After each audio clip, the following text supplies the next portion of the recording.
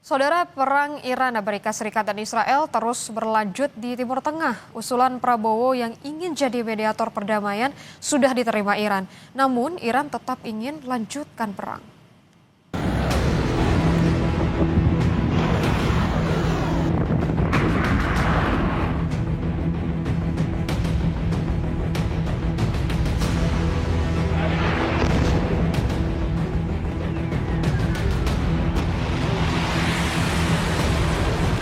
Perang di Timur Tengah terus berkecamuk.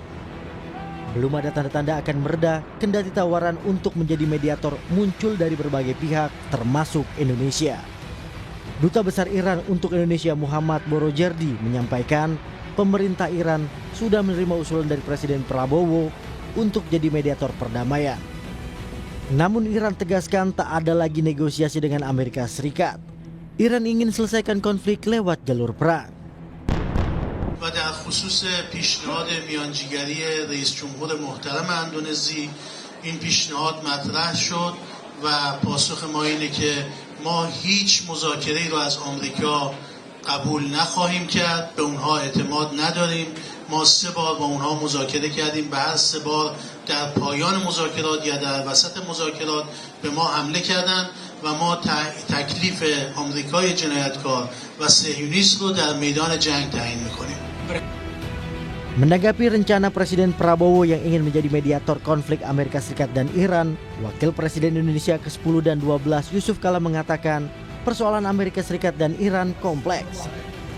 JK juga bilang agak sulit bagi Indonesia untuk mendamaikan karena posisi Indonesia tidak setara.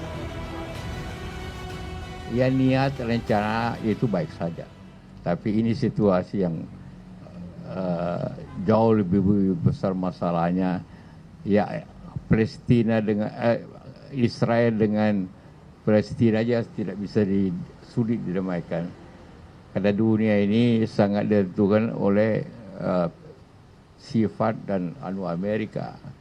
Sayangnya Indonesia telah mengadakan perjanjian yang tidak seimbang, yang sangat merugikan Indonesia. Itu saja kita tidak setara Amerika. Bagaimana mendamaikan orang yang tidak setara dalam keadaan ini, dalam hal perundingan seperti itu. Sementara itu, pakar hubungan internasional Universitas Parahyangan, Kisino Bawono menilai bergabungnya Indonesia dengan Board of Peace diduga memunculkan stigma bagi Iran jika Indonesia sudah tidak netral dan pro Amerika Serikat.